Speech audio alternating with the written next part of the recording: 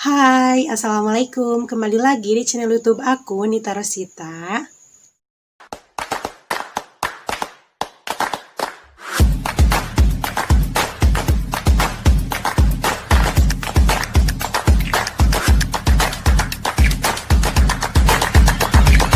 Di video kali ini aku akan sampaikan kepada kalian semua yang lagi nonton video ini kampus aku dan semua fasilitas di kampus aku dan jurusan apa saja yang ada di kampus itu. Untuk itu, buat yang penasaran, tonton sampai akhir ya. Dan jangan lupa di bawah klik subscribe dan turn on notifikasinya. Dan jangan lupa like, comment, and share ke sosial media yang kalian punya supaya channel ini semakin berkembang. Sebelum lanjut ke judul yang tadi saya sebutkan, saya akan adain giveaway buat kalian semua yang jadi subscriber aku dan jadi followers Instagram aku, yaitu dengan cara kalian harus penuhi subscriber aku dengan 1000 subscriber atau lebih. Nanti saya akan kasih giveaway atau rulesnya di video yang saya akan upload. Nah, untuk itu kalian semua harus dukung saya untuk adain giveaway itu, karena ini buat kalian semua juga, hadiahnya buat kalian. Dan nanti kalian itu insya Allah kalau misalkan kalian dukung terus channel aku, setiap penaikan subscriber aku, saya akan adain giveaway buat kalian. Langsung aja ya ke intinya. Karena ini judulnya adalah kampus saya dengan segala jurusan dan segala fasilitasnya, maka yang pertama adalah saya akan menerangkan dulu prodi yang ada di kampus saya, di kampus kami atau di kampus Tikes kami. Nah, prodi yang ada di kampus kami itu ada 5. Yang pertama adalah D3 Keperawatan, yang kedua adalah D3 Kebidanan, yang ketiga adalah prodi S1 Keperawatan, yang keempat adalah D3 Farmasi, yang kelima adalah D3 Analis Kesehatan. Nah, selain itu juga di kampus ini itu ada profesi nurse. Jadi buat kalian apabila kalian lulusan S1 keperawatan yang mau melanjutkan di nurse, kalian bisa melanjutkan di sini. Di sini itu semua program studi alhamdulillah terakreditasi B, dan juga alhamdulillah lagi di sini fasilitasnya lengkap, penunjang sekali, dan juga enak banget buat kalian kuliah di sini. Nah, selanjutnya saya akan bahas dari tiap-tiap program studi. Yang pertama adalah program D3 Keperawatan. Program D3 Keperawatan itu ditempuh selama 3 tahun dan nantinya kalian akan mendapat gelar AMD atau Ahli Madya Keperawatan. Nah, di dalam ini kalian akan menempuh 6 semester. Jadi, sama dengan saya, D3 Analis Kesehatan, sama D3 Keperawatan, sama D3 Bidan, sama D3 Farmasi itu menempuhnya 6 semester dan dalam kurun waktu 3 tahun. Nah, tadi saya sudah menjelaskan dari program-program studi itu. Dari program studi itu, di kampus kita itu memiliki organisasi yang berjalan di kampus kami. Yang pertama adalah DPM atau Dewan Perwakilan Mahasiswa, yang kedua adalah BEM atau Badan Eksekutif Mahasiswa, yang ketiga adalah Senat Mahasiswa atau HIMA, Himpunan Mahasiswa. Jadi HIMA itu atau SEMA itu, Senat Mahasiswa itu berada di tiap-tiap program studi, misalnya SEMA Analis, SEMA Farmasi, SEMA Bidan, SEMA Perawat. Nah, itu terdiri dari beberapa program studi yang nantinya adalah mengelola si program studi itu, program jurusan masing-masing itu supaya bisa berkembang, dan program kerjanya juga mencakup ruang lingkup dari program studi tersebut. Nah, untuk BEM dan DPM adalah BEM dan DPM itu bekerja sama untuk memantau dari SEMA-SEMA itu sendiri agar program kerja dari SEMA itu berjalan dengan lancar, dan di samping itu juga BEM itu juga memiliki program kerja yang lainnya. Nah, buat teman-teman semua, di kampus manapun juga pasti terdapat organisasi mahasiswa kan. Nah, jadi buat teman-teman, kalian harus ikuti organisasi mahasiswa itu, baik BEM, DPM maupun SEMA atau HIMA, karena bagaimana kedepannya nanti kalian bisa mendapatkan ilmu yang orang lain gak akan dapatkan. Misalnya, yang pertama adalah pengalaman. Kalian akan dapat pengalaman di organisasi, kalian akan dapat teman di organisasi. Nah, misalnya teman kamu yang nggak ikutan organisasi, misalnya kayak kuliah pulang gitu ya. Kalau misalkan kita yang ikutan organisasi, misalnya kura-kura, kuliah rapat gitu. Nah, jadi kita di samping itu bisa akrab dengan teman yang berada di prodi lain, misalnya di farmasi, di bidan, di D3 keperawatan.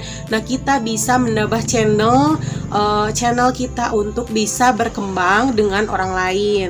Nah, gunanya buat apa? Biar nanti kita ke depannya itu, misalnya kita udah lulus kuliah. Nah, kita tuh misalnya sekontak dengan mereka yang ikut OM. Nah, kita bisa komunikasi tuh, apakah ada lowongan atau gimana, itu bisa banget menambah channel kalian. Nah, dari samping itu juga kalian itu akan dapat pengalaman yang sangat berharga sekali buat kalian sendiri. Intinya mah, kalau misalkan kalian pengen ikut suatu organisasi di kuliah itu, kalian harus dengan ikhlas. Kalian tidak boleh misalnya, orang lain mah udah kuliah langsung pulang, kalau kita kuliah harus kumpulan gini gitu. Gak masalah kita begitu, karena nanti saya atau kita akan rasakan di akhir nanti. Jadi kalau misalkan kita dari kuliah, SD, SMP, SMA ikutan organisasi itu, kalau misalkan kita misalnya kerja di suatu instansi, kita sudah terbiasa hidup berkelompok. Maksudnya kita sudah terbiasa hidup berorganisasi. Jadi apabila kita kerja kan, kalau misalkan di suatu pekerjaan, di suatu ruang lingkup kerja, pasti akan ada organisasi, dimulai dari ketua, misalnya dari sekretaris, bendahara, dan sebagainya. Nah, kita itu udah berpengalaman karena kita ikut organisasi itu. Nah, maka dari itu saya sarankan banget buat kalian yang mau kuliah, kalian sebisa mungkin ikutlah satu aja ikutan organisasi di kampus kalian masing-masing. Itu mungkin sekilas mengenai Ormawa atau organisasi mahasiswa. Nah, yang pertama tadi saya sudah menjelaskan mengenai jurusan yang ada di kampus. Yang kedua, organisasi yang berada di kampus. Nah, sekarang saya akan menjelaskan mengenai fasilitas yang ada di kampus. Nah, buat kalian pasti ingin tahu banget kan fasilitas apa aja yang ada di kampus. Nah, yang pertama adalah ruang belajar. Jadi ruang belajar itu tiap-tiap prodi memiliki ruang belajar. Nah, yang kedua adalah laboratorium. Nah, laboratorium itu digunakan dari berbagai prodi. Jadi, laboratorium itu digunakan dari tiap-tiap prodi. Jadi maksudnya tiap-tiap prodi itu memiliki laboratorium masing-masing. Misalnya kayak prodi saya, prodi D3 analis kesehatan itu memiliki lab masing-masing, dimulai dari laboratorium kimia, laboratorium hematologi, laboratorium bakteriologi, laboratorium laboratorium hema. Nah, jadi tiap-tiap laboratorium itu memiliki tiap-tiap jurusan. Nah, selain itu juga di kampus itu ada fasilitas asrama.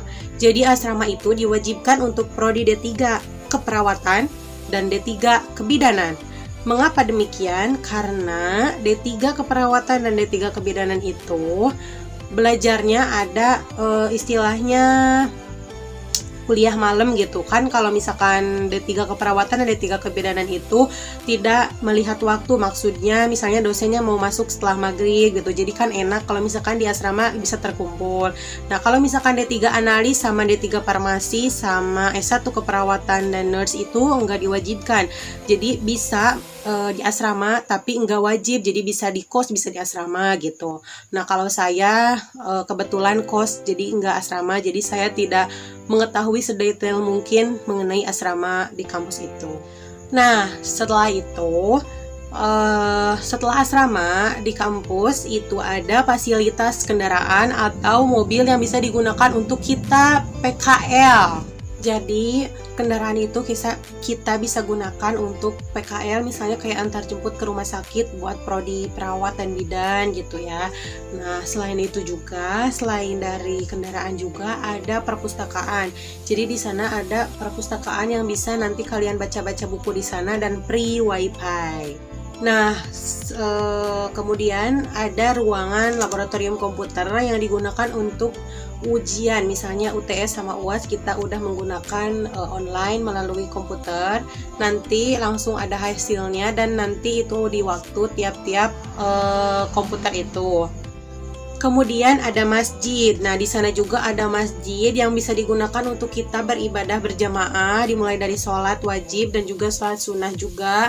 Dan di sana juga kebetulan kan kami itu menganut Muhammadiyah, jadi bisa kita sharing ilmu agama kita dengan orang teman sebaya atau dengan dosen-dosen kita yang udah ilmu agamanya yang udah misalnya yang udah mahir gitu ya. Jadi kalau misalkan kita kuliah di sana itu kita sambil memperdalami ilmu agama juga dan juga bisa menambah keimanan kita kepada Allah Subhanahu wa taala.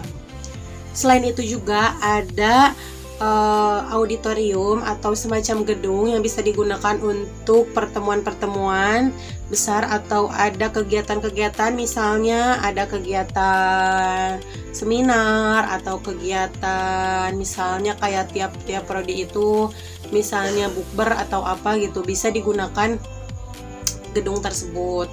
Tapi rata-rata bisa jadi kuliah umum, nah gitu. Jadi si auditorium itu serbaguna banget buat kita gunakan. Nah, dan sekarang alhamdulillah banget di kampus itu ada suatu klinik. Nah, klinik Pratama yang milik kampus itu alhamdulillah udah jadi dan gak tahu udah dibuka atau belum karena saya belum ke kampus lagi. Dan itu menurut saya karena saya udah pernah masuk ya bagus sekali, dan itu bisa digunakan untuk mahasiswa yang emang lagi sakit atau kurang enak badan, dan di situ juga ada tersedia dokter yang nanti akan memeriksanya. Jadi buat kalian yang pengen kuliah fasilitas lengkap dan nyaman, kalian bisa kuliah di sana. Dan juga kalau misalkan kalian pengen sama kayak aku di jurusan analis, kalian bisa daftar langsung ke sana. Di sini saya bukan endorse karena ini mengungkapkan kebenaran saya, perasaan saya kuliah di sana. Dan alhamdulillah saya sekarang udah mau lulus. Doain semoga semuanya lancar, amin. Buat kalian yang pengen tanya-tanya silakan bisa komentar di bawah atau bisa DM di Instagram ini. Mungkin itu saja. Semoga kalian bisa memahaminya dan juga bisa menambah wawasan buat kalian semua. Wassalamualaikum warahmatullahi wabarakatuh.